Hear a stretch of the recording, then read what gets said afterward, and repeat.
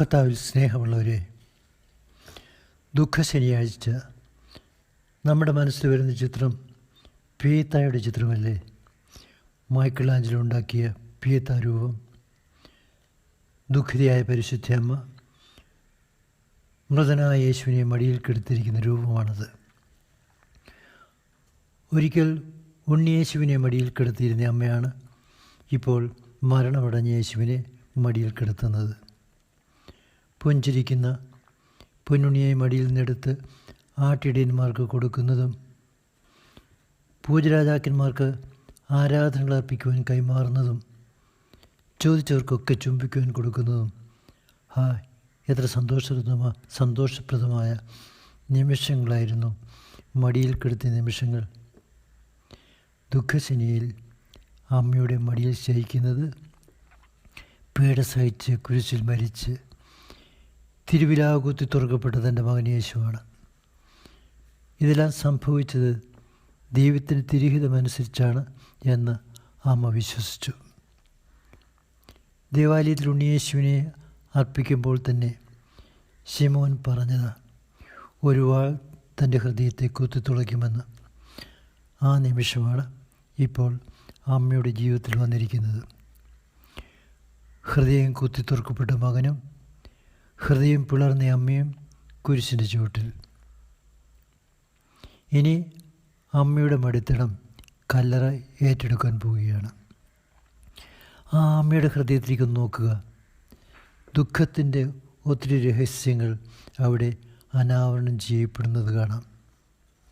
യേശു കല്ലറയിൽ, ശിഷ്യന്മാർ ഒളിവിൽ. പരിശുദ്ധ അമ്മയ്ക്കും സുഹൃത്തുക്കളായ സ്ത്രീകൾക്കും കല്ലറയെങ്കിൽ കണ്ണീർ പൊഴിക്കാൻ താല്പര്യമുണ്ട്. പക്ഷേ സാധ്യമല്ല. പട്ടാളക്കാർ കാവല. അന്ധകാരം നിറഞ്ഞ ഈ സാഹചര്യത്തോട് യേശുവിനെ സ്നേഹിച്ചവർ പ്രതികരിച്ചത് രണ്ട് വിധത്തിലാണ്. ഒന്ന്, എമ്മാവൂസ് ശിഷ്യന്മാരുടെ പ്രതികരണം. ആ ശിഷ്യന്മാർ യേശുവിനെ ഒത്തിരി സ്നേഹിച്ചിരുന്നു. അവർ പറഞ്ഞു, ഞങ്ങൾ വിചാരിച്ചു ഇവനായിരിക്കും ഇസ്രായേലിനെ രക്ഷിക്കാൻ വരുന്ന പ്രവാചകൻ.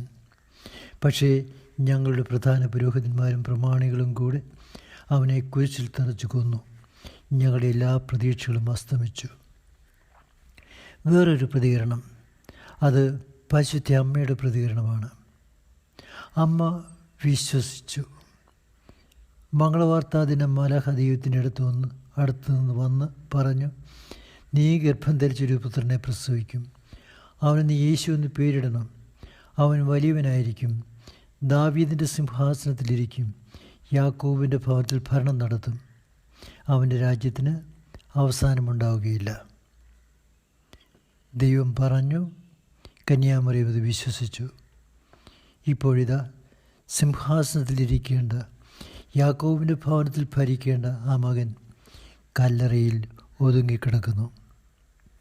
എങ്കിലും ആ അമ്മ സംശയത്തിൻ്റെ ഒരു വാക്ക് പോലും പറഞ്ഞില്ല. അമ്മ വിശ്വസിച്ചു.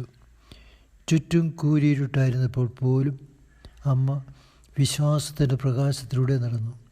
വിശ്വാസത്തിൻ്റെ കൊടുമുടിയിലായിരുന്നു. ദുഃഖശനി വിശ്വാസത്തിൻ്റെ ദിവസമാണ്. അമ്മയുടെ വിശ്വാസത്തിൽ നമുക്കും പങ്കുചേരണം. ശനി ദുഃഖത്തിൻ്റെ ശനി തന്നെ, പക്ഷേ അത് ഉത്ഥാനത്തിൻ്റെ രഹസ്യത്തിലേക്ക് നമ്മെ ഒരുക്കുന്ന വിശുദ്ധമായ ശനിയാണ്. ഇപ്പോൾ ഉറങ്ങാൻ പോകുന്ന നമുക്ക് അമ്മയുടെ മടിയിൽ ഉറങ്ങാം. വിശ്വാസത്തിൽ നമ്മുടെയും ഉറപ്പിക്കണമേ എന്ന് അമ്മയോട് പ്രാർത്ഥിക്കാം. നിങ്ങൾക്കെല്ലാവർക്കും ഉയിർപ്പ് തിരുനാളിൻ്റെ സന്തോഷം നേരുന്നു. നിങ്ങളുടെ വത്സല പിതാവ് മാർ ജേക്കബ് തൂങ്കുഴി.